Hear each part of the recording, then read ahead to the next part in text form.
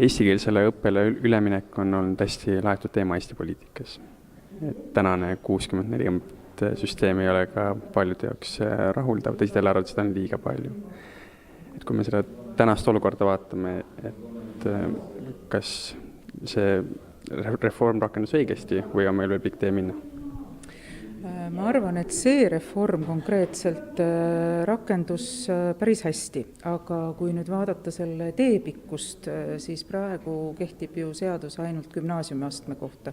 Ehk siis tegelikult me peaksime vaatama allapoole, me peaks alustama lasteaiast, me peaks alustama põhikoolist, et need otsused, mis kunagi tehtud sai gümnaasiumiastme osas, need olid tolle aja otsused, ma arvan, et just need otsused, mida me poliitilises mõttes olime valmis ja ka nii-öelda ühiskondliku arengu mõttes toona vastu võtma. Täna me oleme hoopis teises olukorras ja täna tegelikult lapsevanemad ootavad meilt seda, et tehakse otsused, et hakatakse altpoolt õpetama. Et mina arvan, et 60-40 on selline suur pikk esimene samm, aga tee on veel päris pikk käia. Te mainisite tänasel ümarlaual, et regioonid on Eesti kooliolud hästi erinevad, et millised oleksid lahendused just nimelt piirkondades nagu Tallinn ja Ida-Virumaa, et venekeelse kodukeelega lapsed saaksid eesti keelt omanda? Jah, nendes piirkondades, kus eestikeelne elanikkond on enamuses, meil ju tegelikult seda küsimust ei ole, et kui Eesti oleks kõik nagu Haapsalu, Tartu või Võru, vaevalt, et me sellest küsimusest üldse räägiksime. Nii et selles mõttes on piirkondi, kus on iseeneslikult toimunud, kus lapsed õpivad koos või siis on venekeelne haridus väga-väga seotud eestikeelse õppega, aga Ida-Virumaal ja Tallinna mingites piirkondades kindlasti ei ole võimalik ka see mudel, et vene ja eesti lapsed koos õpiksid, sest et seal lihtsalt ei ole piisavalt eesti lapsi, kellega koos õppida. Ehk siis need mudelid peaksid olema erinevad, lähtuma sellest, missugune on rahvuslik koosseis selles piirkonnas, missugune on õpetaja potentsiaal, et mitte seda hariduse kvaliteeti kindlasti unustada, et ikkagi see on peamine, et lapsed saaksid hea hariduse.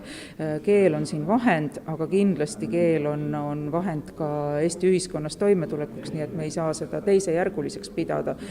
Küll, aga jah, ma arvan, et Ida-Virumaal peaks olema pigem eestikeelse õppe tõhustamine, pigem eestikeelse aineõppe suurendamine ka põhikoolis ja lasteaias juba.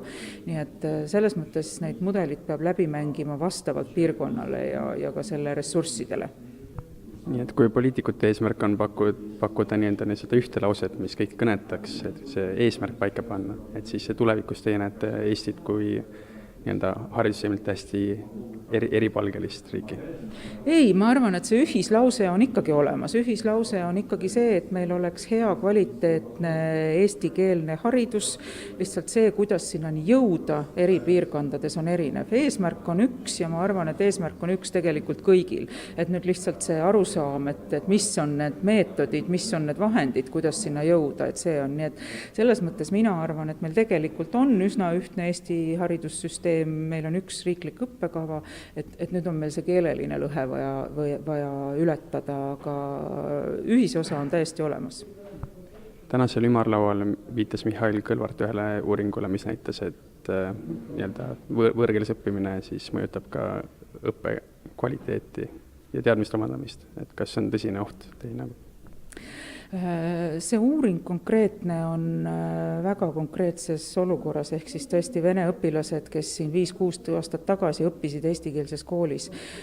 Igasuguses olukorras on oht, et juhtub ka erisusi selles mõttes, et ka ainult eestikeelsed lapsed, kui nad on matemaatikatunnis ja õpetaja ei pööra erisustele tähelepanu, ei pööra tähelepanu andekatele või vähem andekatele, siis juhtub see sama, et tegelikult arengut ei toimu nii, nagu ta peaks toimuma. Ehk siis nendele uuringutele peab väga tõsiselt otsa vaatama, aga vastus on tegelikult see, et mitte me ei pea tekitama siin sellest lähtuvalt selle, et jumala pärast vene lapsi ei tohi Eesti kooli panna, vaid et kui need vene lapsed on seal Eesti koolis, siis nendega peab tegelema, neile peab tagama ka keelelise tugisüsteemi, et ei juhtuks see, et keel saab takistuseks ainete omandamisel. Nii et selles mõttes ma ei näe siin väga suurt suurt probleemi ja kindlasti ei näita üldiselt laias laastus uuringud, et teises keeles õppimine oleks kuidagi tulemuste vähendamiseni viinud. Et tegelikult see ei ole nii, kui seda teha metoodiliselt õigesti. Ja kui me vaatame tänast olukorda, et siis kui pikas ajalises perspektiivis võiks olla Eestis ühtne eestikeelne kool? No jah, siin on nagu see, et me peame kokku leppima, mida see tähendab, see ühtne eestikeelne kool, aga mina arvan, et kui nüüd võtta niimoodi, et keti tugevus sõltub tema kõige nõrgemast lülist, ehk siis võtame selle kõige viimase venekeelse kooli, mis läheb eestikeelsele õppele üle, siis ma arvan, et alla 10 aasta kindlasti ei ole see perspektiiv, see on kindlasti pikem ja ma ei näe selles nagu väga suurt traagikat, kui see eesmärk ja siht on paika pandud, kui me kõik liigume selles suunas.